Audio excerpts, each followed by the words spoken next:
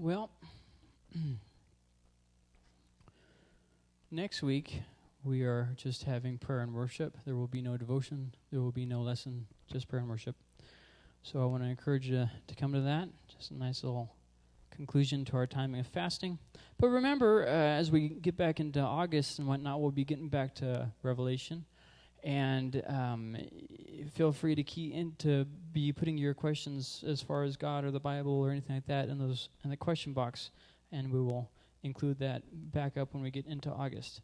So tonight I wanted to look at, with it being towards the end of the fast, I wanted to look at it being, or I wanted to kind of spend a little bit of time talking about frustration with unanswered prayers. Really the only person who doesn't get frustrated with unanswered prayers are people who just got saved. But, if you've been saved longer than a year, you're going to have this happen. And so I just want to kind of look at that. We're going to look at two passages. One's in Luke and one's in Daniel. But before we get there, I just want to say a couple things about frustration. Now, everybody gets frustrated. There's sometimes this idea that if you're spiritual enough, you're not going to get frustrated. That's just not true. And sometimes those frustrations are more about spiritual things.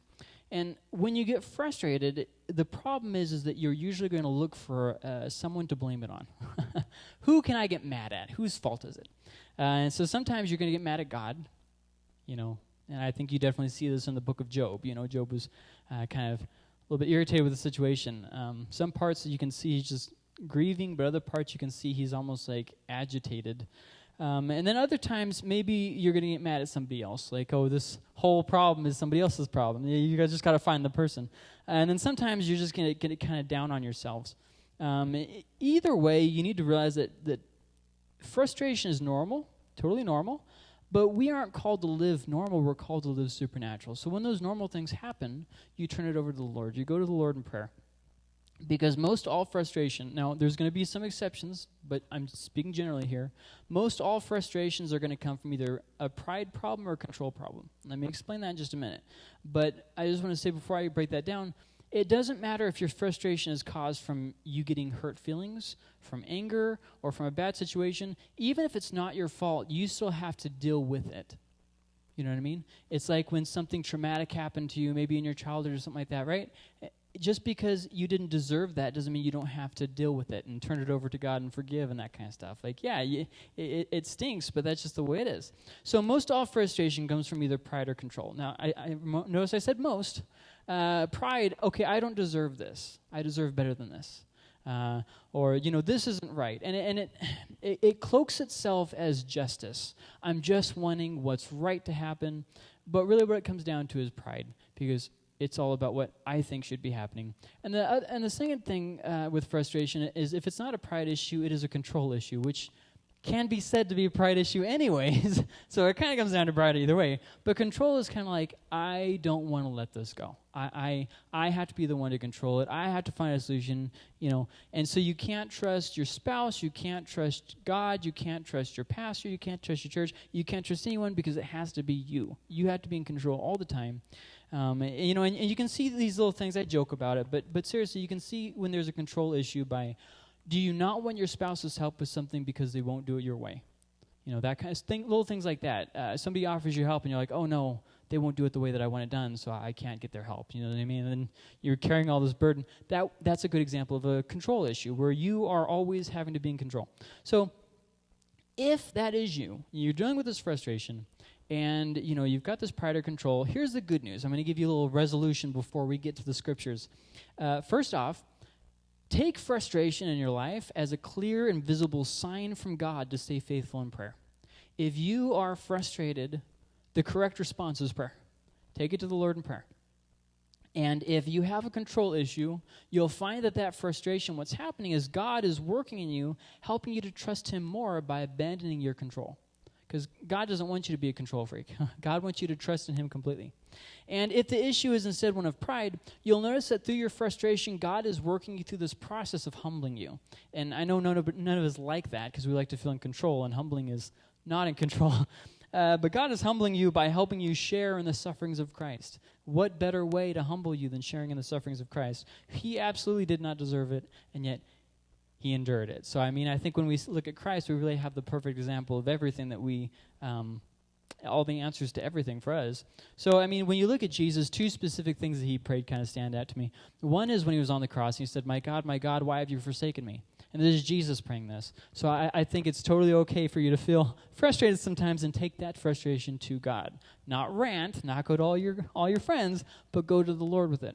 And then the other thing about that is right before he's on the cross, well, not right before, but a couple hours before, he said, he's praying to the Lord, and he says, if there's any other way, let this cup pass from me. So it's not like he was like, hooray, this is going to be so much fun. And, I'm super excited this gets to happen. You don't see that. You see him struggling. And obviously, that's his human nature. He was still God, but he just still have the human nature. And so I think sometimes we expect this kind of standard from us. It's not possible. You are going to fail. What's important is that when those moments of failure and doubt, not that Jesus was failing, just don't misquote me on that. But when you go through those times of failure, the goal is that you turn it over to Christ and trust in him. So the two scriptures we're going to look at, the first one is in Luke. It's towards the beginning of the book, and normally people don't read this unless it's time for Christmas. But there's some good stuff here, even in non-Christmassy months, okay? So in Luke chapter 1, verses 5 through 6, we're introduced to kind of this scene here. And two people that don't really play too major of a role in the other three Gospels kind of come to the forefront right here in verse 5. It says, in the days of King Herod of Judea, there was a priest of Abijah's division named Zechariah. His wife was from the daughters of Aaron, so she was also a Levite, and her name was Elizabeth. Now, keep in mind, this is important for what I'm about to say. If she was of the children of Aaron, that basically means she had a very good position, like not a prideful position, but what kind of like one that people would look up to, a well-respected position. That's what I'm saying. Both were righteous in God's sight, living without blame according to all the commands and requirements of the Lord. So they were in the situation, but it wasn't because of their sin. They were just in a bad situation. Verse 7 says, but they had no children because Elizabeth could not conceive, and both of them were well along in years. So they're old, they haven't had kids. Move on down to verse 24 and through 25, and it says this. After these days, his wife Elizabeth conceived and kept herself in seclusion for 5 months. She said, the Lord has done this for me. He has looked with favor in these days to take away my disgrace among the people. So there's so much happening here, and we don't have time to look at everything. But I don't really want to look at Zechariah too much, because what men do is they're very good at just existing in the status quo.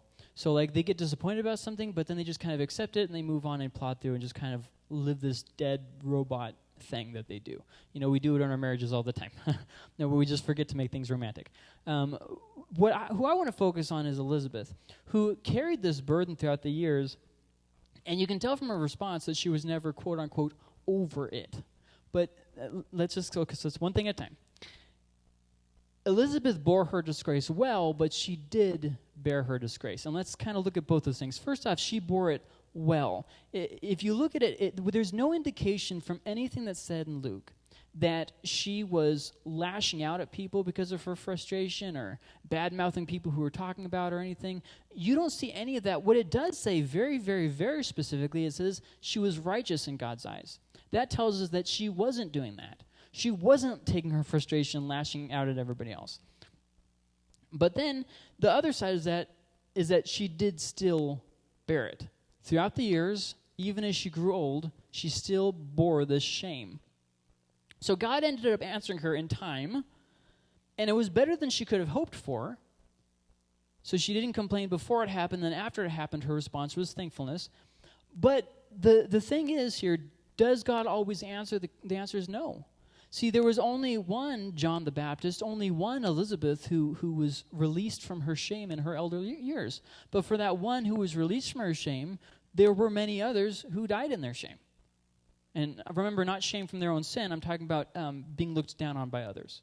I mean, even Jesus, when he died on the cross, was actively being looked down on and was scorned from people. So you kind of get what I'm saying. But the thing here is, regardless of whether her situation changed or not, even when the situation stays the same, God can still give you grace to bear it. We see this in the way that he gave Elizabeth grace to bear it throughout all those years. And you can see that she's still seeking after the Lord because she was righteous in his eyes. She didn't use that as an excuse to say, well, the Lord's not been fair to me, so I'm not going to worship him. I'm just going to kind of pull off. Because you have to remember, she didn't think it was going to change at this point. It was a part of her life that she was upset about, but she realized this is just the way it is. And when she gets this, that this is going to happen, she's like, in shock about this. So, moving on. Even if God is going to answer, it may take years of waiting with patience. And I think sometimes in our waiting, we forget the patience bit. And it's going to come back up in the next story, but, they were already old. They were already kind of upset about the situation, and then here it comes, and God changed the situation. And the point that I'm trying to make here is waiting in patience. Waiting in patience. Oh, God won't answer me, God won't do this, so what can you do? Can you still seek the Lord? Can you still, stay in his word? Can you still stay in prayer? Can you still do those things even though you're not getting the answer? Well, then do those things. A lot of times we feel like if God's not going to answer me, like I'm at a standstill. It's like you're not at a standstill, though, because God is still good, and he's still there. You just have to push past the pain into seeking him. So then Daniel is the second story we're going to look at. And most everybody's pretty well acquainted with Daniel, but there's something very specific I want to look at towards the end of Daniel. The first, two different things. The first one's in chapter 9. Verses 1 through 3 says this. In the first year of Darius, the son of Ahasuerus, a Mede by birth, who was made king over the Chaldean kingdom, in the first year of his reign, I, Daniel, understood from the book, according to the word of the Lord, to the prophet Jeremiah, that the number of years for the desolation of Jerusalem would be 70. So I turned my attention to the Lord God to seek him by prayer and petitions with fasting, sackcloth, and ashes. So he goes to the Lord in prayer, and I'm not going to read the whole prayer. It's a little bit lengthy, but, I'm trying to keep this short. Hop down to verse 20 through 23. It says, while I was speaking, praying, confessing my sin and the sin of my people Israel, and presenting my petition before the Lord my God concerning the holy mountain of my God, which is Jerusalem. The holy mountain is Jerusalem. While I was praying, Gabriel, the man I had seen in the first vision, reached me in my extreme weariness about the time of the evening offering. He gave me this explanation, Daniel, I've come now to give you understanding. Now, pay attention to verse 23, okay? At the beginning of your petitions, an answer went out, and I have come to give it, for you are treasured by God. So consider the message and understand the vision. Now, he said at the beginning of your petitions, but here we don't have them coming until the end of the petitions. See what I mean? So just, keep that in your mind. Go to chapter 10, and it says in verse 12, don't be afraid, Daniel, he said to me, for from the first day that you purposed to understand and to humble yourself before your God, your prayers were heard. Do you hear what he just said? The first day that you purposed, you intended to seek me. From the moment that you intended to do the thing, I answered the prayer that you hadn't prayed yet. Did you hear that? The power in what do you think here? You look in verse 11. You are a man treasured by God. And then we get down in verse 12. It says, don't be afraid. From the first day you purposed to understand and humble yourself before your God. Your prayers were heard before you even prayed them. I have come because of your prayers. That's an amazing statement. So then we go through verse 13. And we'll stop reading in verse 13. And it says this. But the prince of the kingdom of Persia opposed me for 21 days. Then Michael, one of the chief princes, came to help me after I had been left there with the kings of Persia. And I don't really want to get into what's going on there with the whole kings of Persia thing. What I do want to focus on is that the answer was given before the prayer was given. It took until after a period of fasting for it to reach him. That's the thing I want to highlight here, okay? And so Daniel, throughout the book of Daniel, he keeps waiting for different lengths of time, for different situations in the book. But throughout all the different waiting he has to do throughout the book, he stays faithful, but he stays faithful again with patience. With patience. He's not just seeking the Lord, he's doing it patiently. Even at the point where he is denied prayer to anyone except for the king, he still goes to the Lord and patiently prays. And again, with both of these stories, the thing I'm really trying to encourage you guys on is, first off, how much God values you, Second off, how much God values your prayers. And I want you to remember to stay faithful in these things, no matter what you're going or what it feels like, because the Lord has called us to prayer in faithfulness. And God will answer in his own time, or he won't in his own time, and we will stand faithful as he does or doesn't do according to his good will. God doesn't answer on our time but his. He has his own clock, and sometimes we will get to heaven and our prayer will be answered in heaven. Sometimes our prayer will be answered after we're dead and gone. I mean, it just, some things happen that way. I could tell you some stories about missionaries who their prayers were answered after they died, but we'll keep things short, so I won't. But I'll just say there's plenty of biblical examples and extra biblical examples of Christians who stayed faithful and were answered eventually.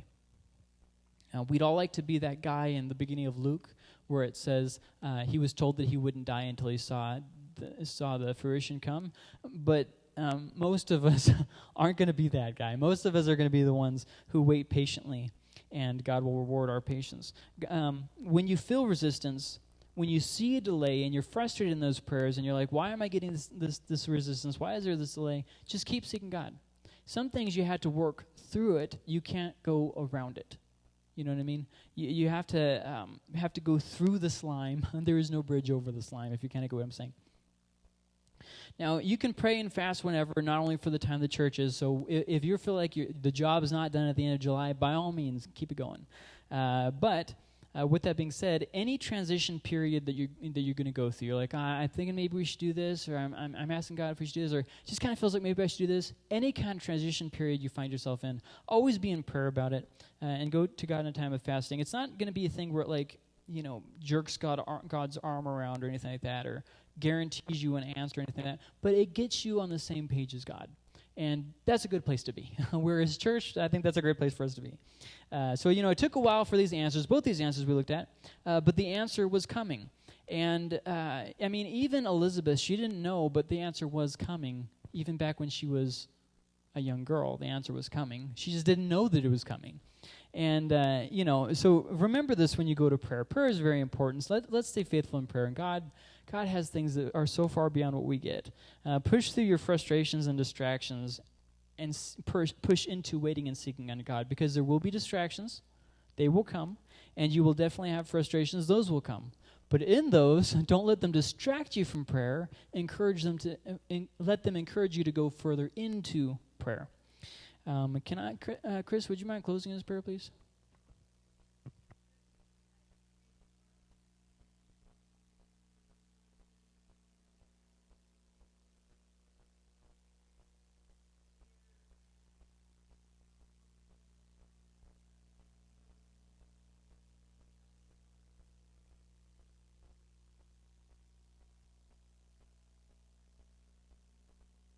All right, thanks, Chris. Well, we're going to go ahead and wrap up there. Remember, next week we're going to close off the fast with the prayer and worship service, and the fast won't actually end until like that Thursday or Friday, but, we were going to have two separate services, and I thought, short-term notice, that's not the greatest of ideas to do, so we didn't. We just do it on Wednesday. Okay, have a great rest of your night and a great rest of your week.